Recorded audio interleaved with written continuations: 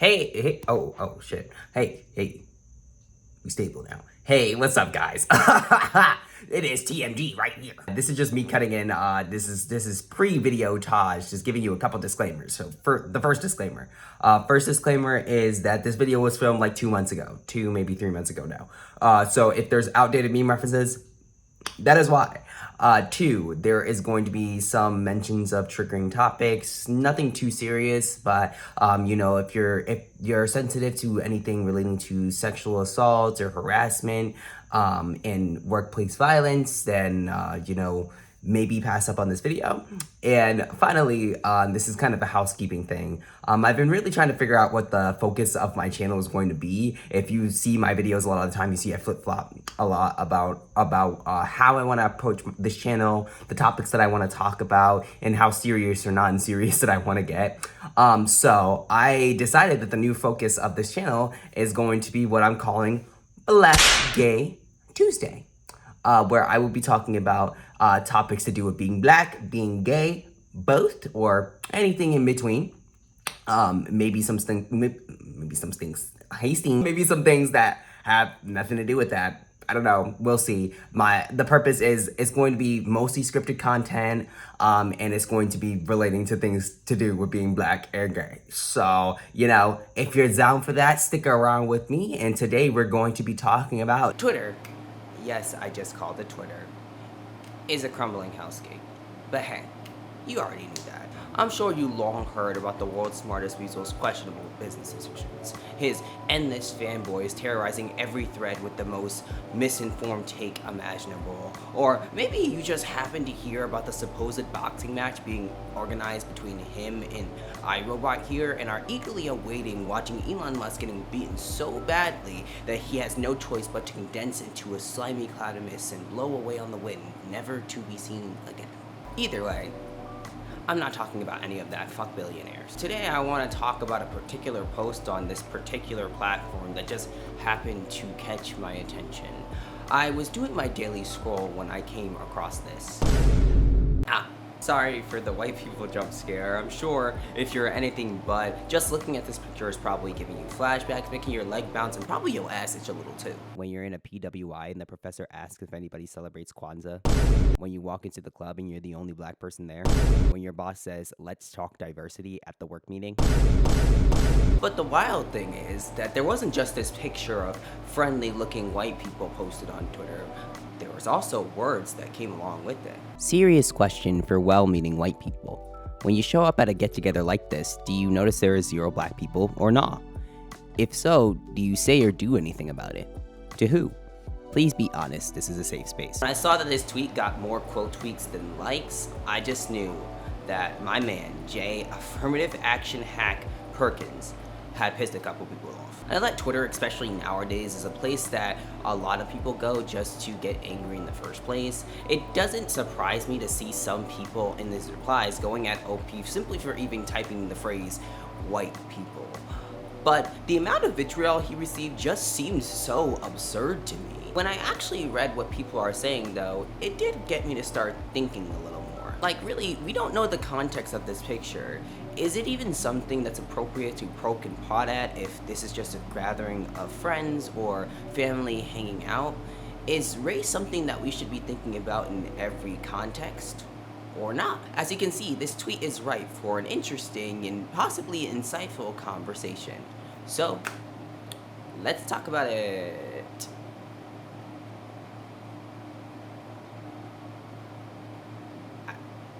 I kind of suck at transition. This is the transition zone. Come on, guys, transition along. I guess the first thing to establish is what this post is even really about. When Obi asked this question and posted this picture, it's clear that he wanted the reader to do something, made obvious by the fact that he asked if white people do something. To a lot of people, just implying that something could or should be done about the color deficit in the room is a controversial statement. And sure, if this were a picture depicting like a family gathering, it might be a little strange to turn to Gam Gam and ask, hey, isn't it a little strange that none of us decide to fuck someone brown? You know, I said it would be a little weird to ask Gam Gam why no one decided to fuck anybody brown, but yeah, that actually is a little weird. Why didn't y'all? Yo, come on, Gam Gam. But you believe in the fuck is you? Thing is, though, this is not depicting a family gathering. While some Twitter users speculated that this photo was a group of tenured professors at the Afro-Latin Institute at Harvard, upon further investigation, meaning looking at the picture for longer than about 8 seconds, you start to see some familiar faces. This group of people actually depicts a group of TV personalities, including the likes of Jennifer Aniston, Kirsten Bell, and Courtney Cox. There's even Jimmy Fallon and John Mulaney thrown somewhere in that mix. This photo, this bowl of vanilla milk, is actually just a group of stars on vacation, without a single black TV personality or producer anywhere in sight. So I think it's safe to assume that when OP asks if white people notice when there's no black people at a gathering or in a space, he means in situations like this. Vacation, a work meeting, gatherings of friends, your local drinking buddies, or even your local yoga class. Places where there being absolutely no black people just makes a little less sense. It's funny to me that just the idea of thinking about race outside of an explicitly political context makes so many people shake, cry, and come everywhere. That even being aware of the homogeneity within the group of people that you're spending time with is something that is absurd and even offensive for some people to think about. So many white people immediately just assume that OP is angry, like really angry, that there are no black people in this space. That he demands that you go lift black people off the streets, go adopt a black person and gift them with the awe that is your presence. And I think that's pretty obvious that that's just not the intention of the post. It's pretty telling to me that defensiveness is a reflex that so many white people jump to when pushed to think about something even a little. I saw many people comparing it to a cookout, saying, well, if you're in an all-black space, do you feel the need to point that out? To invite non-black people in? To do something about it, as you imply that we should? And though initially I feel like that sounds like a reasonable rebuttal, I feel like that, like a cookout or a black function, is just incomparable to the former. These people are not related, and so the fact that there is no black people at this gathering at all could really only mean one of three things. One, these people just aren't in relationship with any black people in the industry. Two, these people are in relationship with black people in the industry, but just didn't feel like they're important enough to invite on this trip, or valuable enough to invite on this trip. Or three, black people were invited, but for whatever reason couldn't make it, or just didn't feel comfortable enough to be there. One of the responses that Jay Perkins received in his DMs in response to this post reads as follows. Since I never post publicly, I'll respond privately. I personally call it out whenever I'm at a function with no black folks. It makes me uncomfortable. I'm white, however, almost if not all other white folks I know do not do this. I do comfortably now. I don't know if I always did, and if not, when that changed, but I know I have for years now. It just signals to me that something is wrong and unsafe there. If there are no black folks at a function, I can't help but wonder why, and the why, regardless of how reasonable it may sound, is always unnerving. It's not a kind or natural way to live. You must go out of your way often to not make black friends. If you've avoided making them or made them and don't value them enough to be invited, it's scary because it says a whole hell of a lot about your broader values. The lack of black people in this space, or really any POC at all in this instance, is not a coincidence. That's not to say that gatherings featuring exclusively white guests are deliberately exclusive. I'm sure if you asked any of the people in this picture, they'd probably quickly denounce any racist ideas or beliefs. I'm sure if you asked John Mulaney specifically, he'd say, by golly, I can't be a racist. I had a black person as my opener. He's the most ignorant motherfucker I know. These people didn't put the whites only tag on their vacation home, but damn. Not even a hint of brown. It's not like these people don't work within a diverse industry that strives to, almost all of these people are white. Yeah, there aren't that many black people at this table because there's not a whole lot of black TV personalities or writers or producers in the industry as a whole. In fact, a study conducted back in 2021 showed that less than 6% of writers, directors, and producers of US produced films were black. And though representation on screen is a bit better, about 11% of leading film roles and 14% of leads on cable are black, Hollywood still remains the white male-dominated juggernaut that it always has been. Why? Well, because the industry has had a well-documented and long-standing discrimination problem since its inception, and there aren't really many white people with pull in the industry willing to do anything to change that reality. Much like some other thing that I heard about. Yeah, you can't really, that's out of frame. You can't see that shit. You can't see it. It's gone, y'all. It's gone. It's not there. So the reason that this gathering exists of exclusively white guests is because the industry they work in, and by proxy the space, was made inaccessible to black people. That is something that outside of the acceptable niches that black talent are often regulated to, black people just don't have the power to do. And the second reason why an all-white space like this is incomparable to an all-black one is the simple fact that black people do notice and often point out when there's only black people occupying a space. I remember well when the shadow swept across me. I was a little thing, away up in the hills of New England, the dark Housatonic winds between Hoosick and Togonek to the sea. In a wee wooden schoolhouse, something put it into the boys' and girls' heads to buy gorgeous visiting cards, 10 cents a package, in exchange.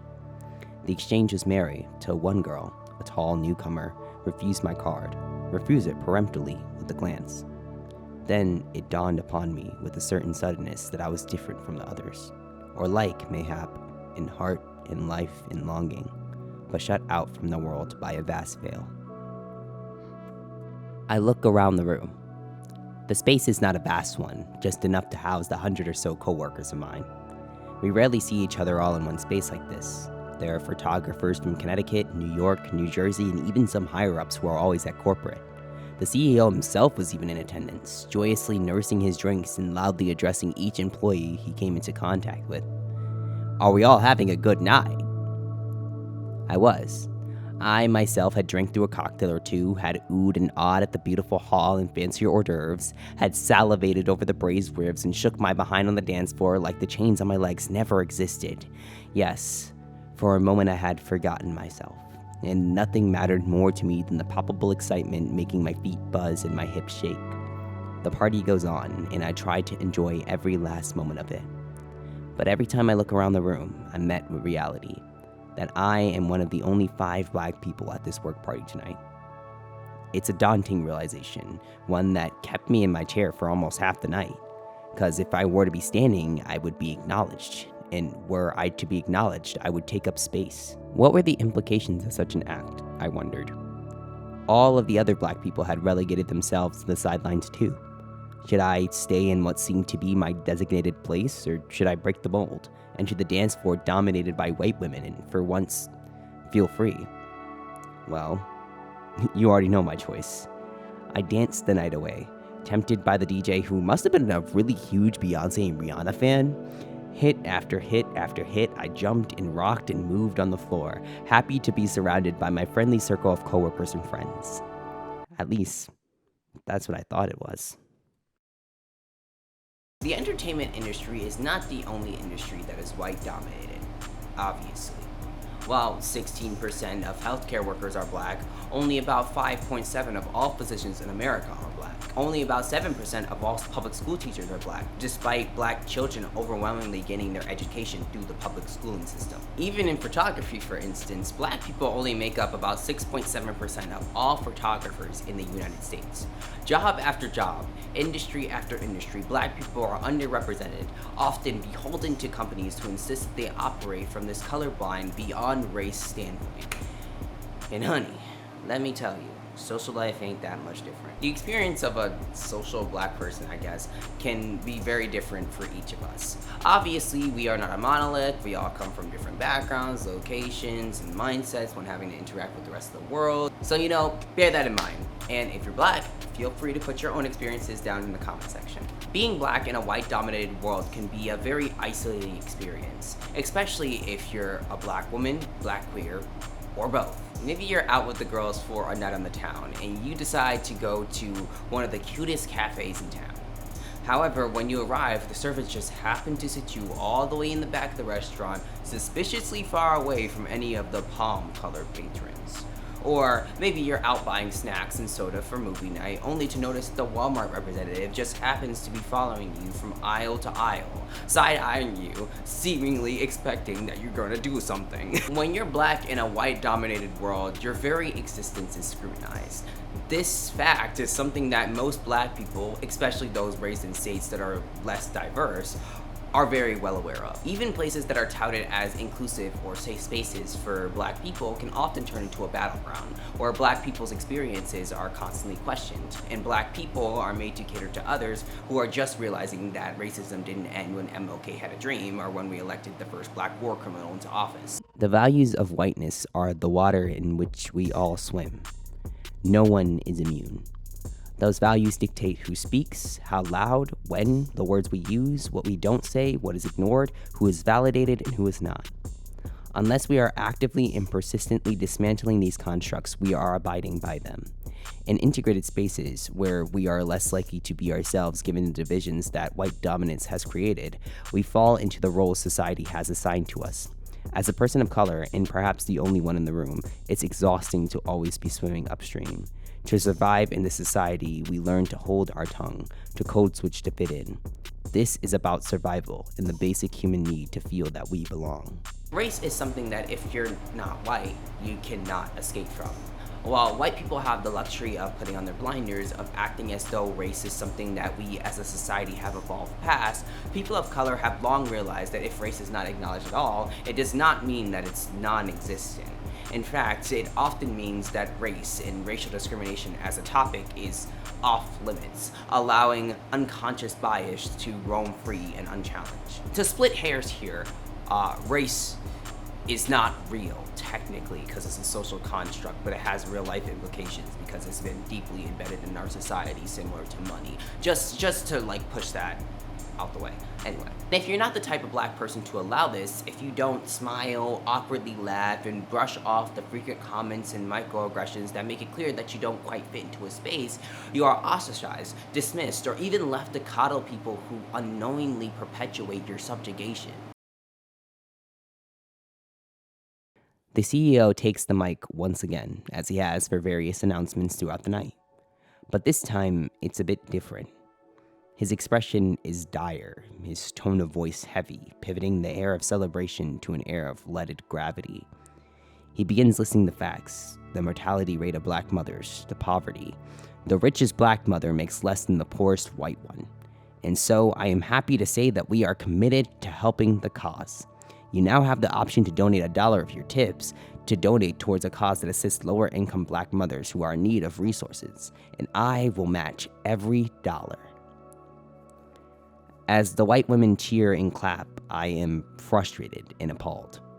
You will match the dollars we donate from our tips, the only income of which we get to keep without giving nearly 70% to this company.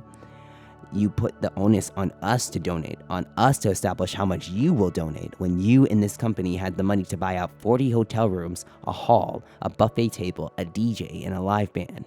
And to make matters worse, our photography is barely even accessible to the demographic of which you claim to love and support. I'm supposed to clap for this. As I say all this to my other coworker of color, I look around the room once again. The room is charged, filled with teary-eyed people who commend the CEO for having the courage to do something, barely aware that this is one of the most blatant instances of performative activism a company could do. My coworker tells me not to let it bother me, to enjoy the rest of the night.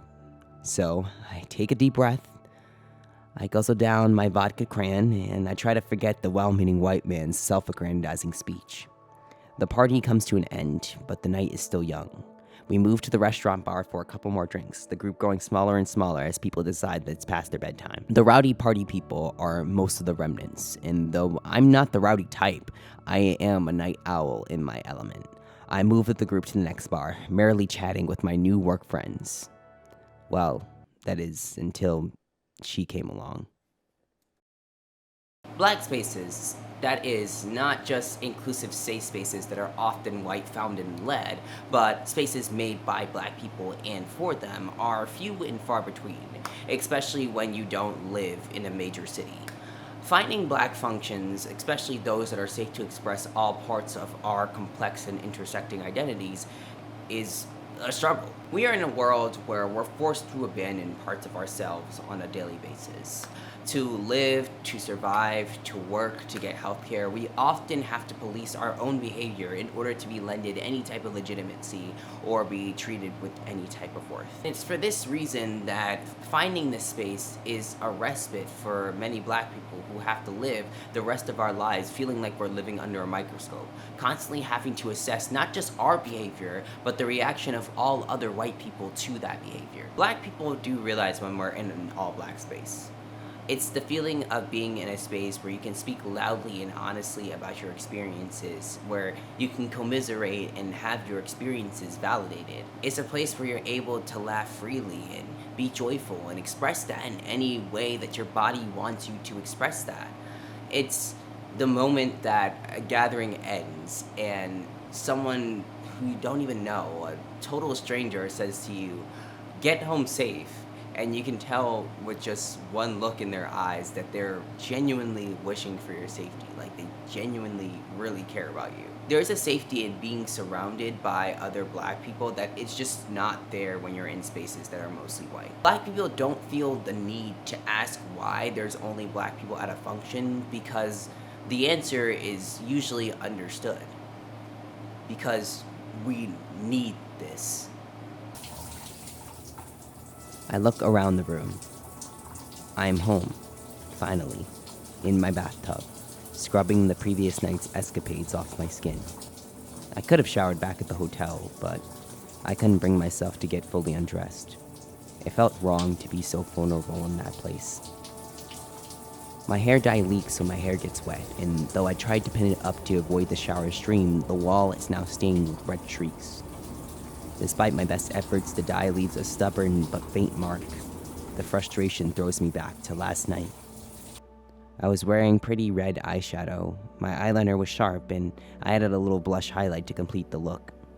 I knew I looked good, more than a few of my coworkers told me so, but in that moment as I stood at the bar we had all moved to, I was contemplating how I would get the itchy cosmetics off my skin without the makeup remover that I almost certainly left at home.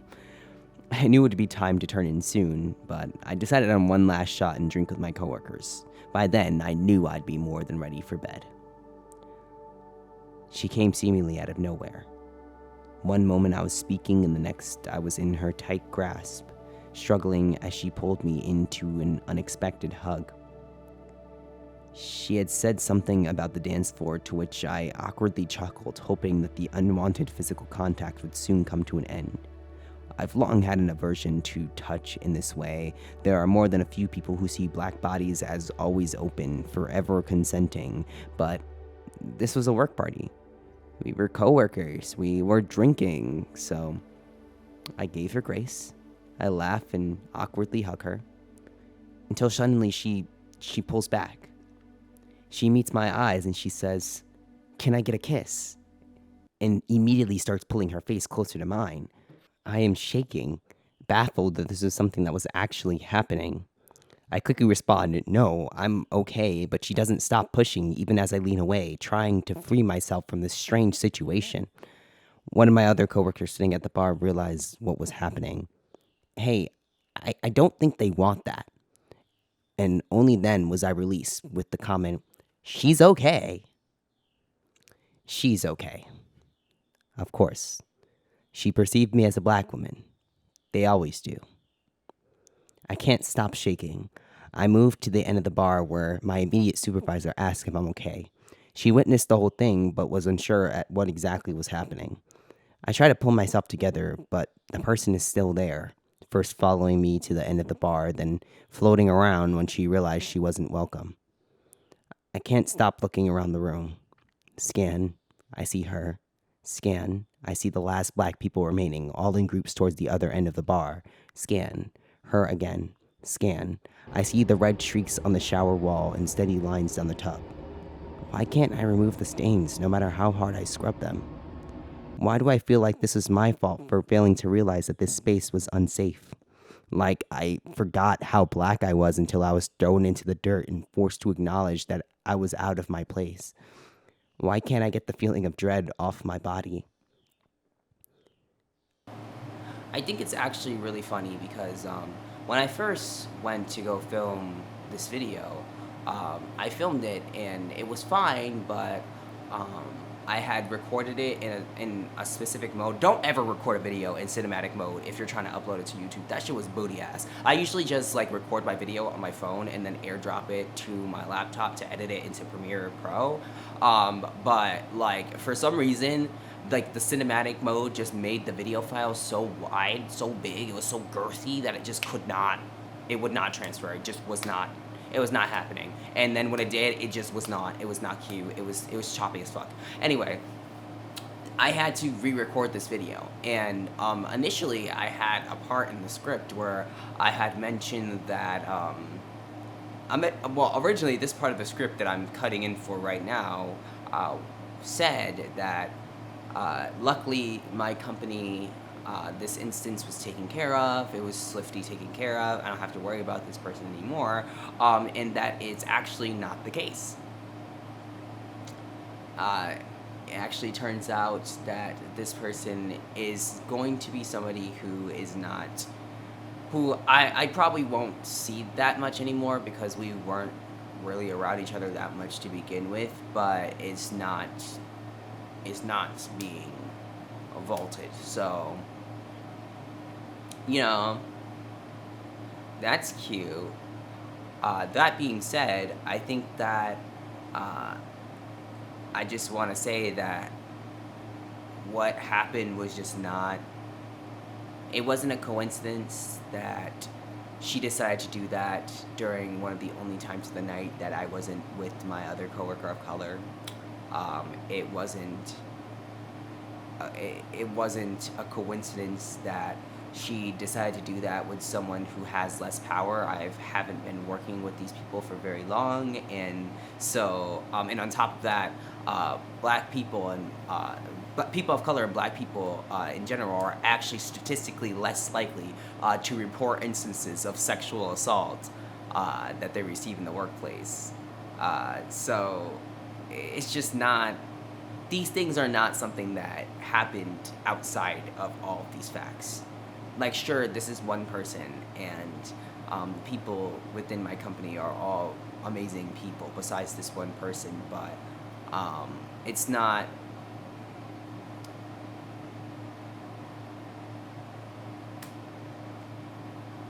race is a thing. We started this video off with the Twitter post and a question. Is race something that we should think about in every situation? Remember the group? The white people? Boom. There you go, I just jogged your memory. And I guess my answer to that question is, we already do.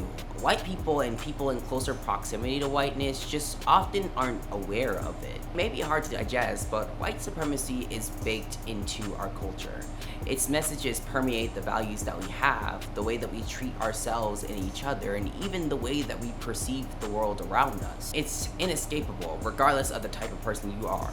Yes, even my pretty ass will forever be undoing all the lessons that white supremacy has written into my brain from nearly the moment that I was born. If you're not aware of that, you'll be doomed to forever play right into the roles that society has already assigned to us. And that, I think, is the real person of Mr. J, affirmative action hack, Perkins post. Look, nobody is saying to just start inviting random black people to your shake and bake, root and toot, and Wet and Wild swingers event.